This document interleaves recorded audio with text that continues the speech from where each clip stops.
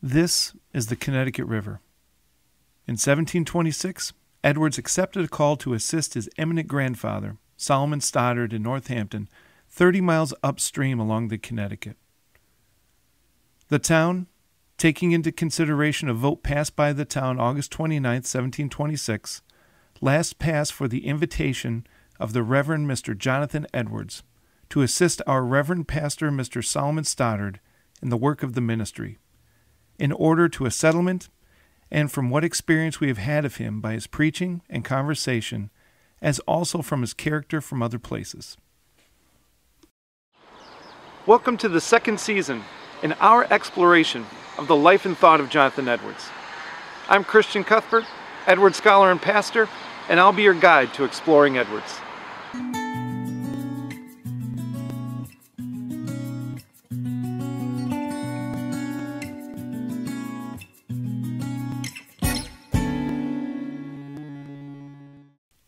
While there are remnants of Northampton of the 1720s, like the buildings here at the historic Northampton Museum, Stoddard's Northampton was very different from the Northampton of today. Inside the Northampton Museum, they have a gallery which covers Northampton's development from Edwards' day through the present. The mural behind the display shows Edwards' Meeting House, Northampton's second, seated atop the knoll overlooking King's Road, along which Edwards lived.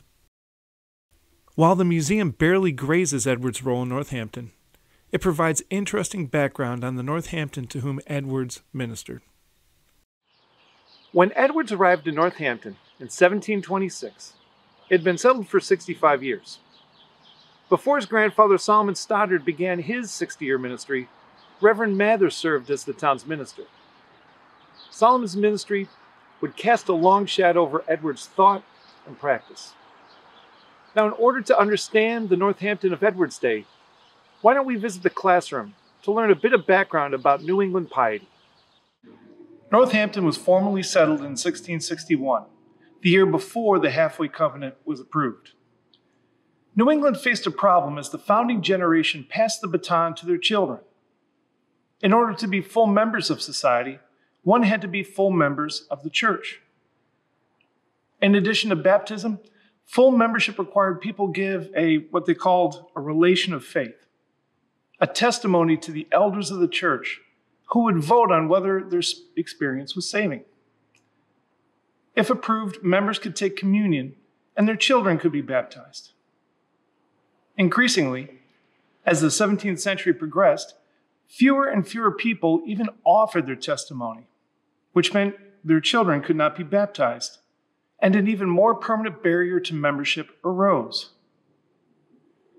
The Halfway Covenant, approved in 1662, struck a compromise. Those who had been baptized in the church and affirmed Orthodox belief without a scandalous life could have their children baptized, but could not take communion. This allowed the church to remain at the center of everyday life in New England. The fact that fewer and fewer people pursued full membership has been understood as the declension of religion in New England. If you read historians such as Perry Miller, religious life in New England was in decline throughout the 17th century. The rise in Jeremiads, sermons decrying the loss of the founder's vision, were given on special holidays such as fast days, election days, or Thanksgiving days. The frequency and uniformity of these sermons seemed to point to a wholesale abandonment of the Puritan project. But Edmund Morgan, in his book Visible Saints, was clear, quote, "The Halfway Covenant," I would maintain then, "was neither a sign of decline in piety, nor a betrayal of the standards of the founding fathers, but an honest attempt to rescue the concept of a church of visible saints from the tangle of problems created in time by human production." However, if you look at the regular sermon, the sermons preached every week instead of the occasional sermons given on special occasions, a different trend emerges. Harry Stout, in his book The New England Soul, makes a case that the regular sermons paint a picture not of decline, but of renewal. Were key aspects of Puritanism changed? Sure. But Stout argues that this was not a declension of piety, but a development within their piety. For Solomon Stoddard, these half measures didn't go nearly far enough. George Marsden describes Stoddard as a force, almost a feudal baron.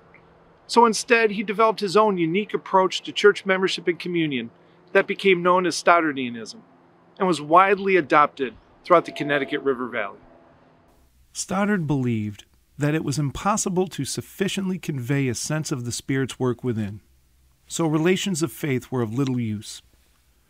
Furthermore, he thought that the sacrament itself was a converting ordinance. That is, for those who already agreed with the truth of the Christian faith, the sacrament could seal the covenant, at least the external covenant. While communion, according to Stoddard, did not affect salvation, that is, the internal covenant, it could seal the external covenant, the operation of the church and society. So in 1677, Stoddard stopped recording the levels of membership and admitted anyone who professed faith and lived a life consistent with that profession. While the Mathers would argue with Stoddard over these issues for decades, this novel approach to communion eventually became the dominant practice, at least in the Connecticut River Valley.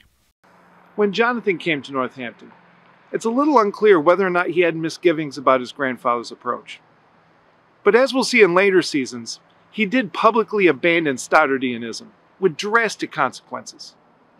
The Northampton Edwards found reflected deep divisions between various factions. There were enough poor in the town to have an almshouse built back in 1705. All of the available land had been allotted by the time Edwards came, so Northampton's children had to live elsewhere or wait for their parents to die. But the most persistent division was political: the court and country party. These parties roughly reflected British political factions. The court party thought that society is best governed by the social elites. Only those who had already made their fortunes could govern without self-interest. The court party, by contrast, thought that society was best ruled by the masses. Now, Jonathan had a vested interest in the court party. As the pastor, he was one of those social elites, and he constantly fought to retain his voice in society. Furthermore, his uncle, Colonel John Stoddard, was the standard bearer for the court party, representing Northampton to the General Assembly for most of his adulthood. Now, the few years Colonel Stoddard was not elected to represent the town, the country party standard bearer, Joseph Parsons Esquire, served in Boston. Now, the house behind me was gifted to Nathaniel Parsons, the grandson of Coronet Joseph Parsons and nephew to Joseph Parsons Esquire. Northampton was a town with some deep divisions: religious, economic, and political. And it was this divided Northampton which Edward served for over 20 years.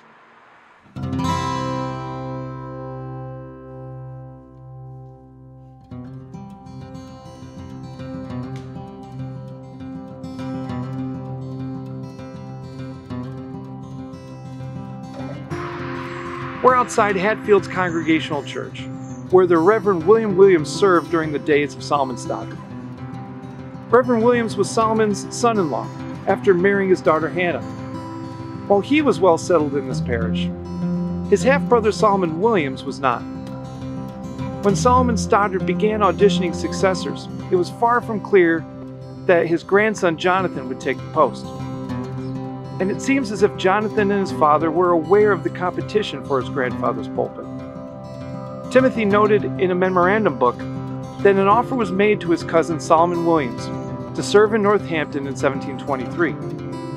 And Jonathan himself fished for some information in a letter to his sister Mary after she stayed with the Williams cousins. The Solomon Edwards family tree was flush with ministers. Now, looking back, it's hard to see the Northampton pulpit going to anyone else.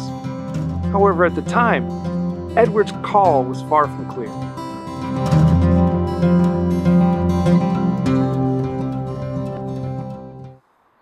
When Jonathan assumed his pulpit duties in 1726, he continued both Stoddard's legacy as well as his own. Stoddard reinterpreted communion practices to expand its gospel effect. He often preached on conversion, led 5 harvests in Northampton, what we would call revivals. Now, over the winter of 1727, Edwards continued Stoddard's evangelical legacy in the sermon, "Religion should be the main business of our lives." Despite repeated harvests, Edwards and Stoddard thought the spiritual state of Northampton was still precarious.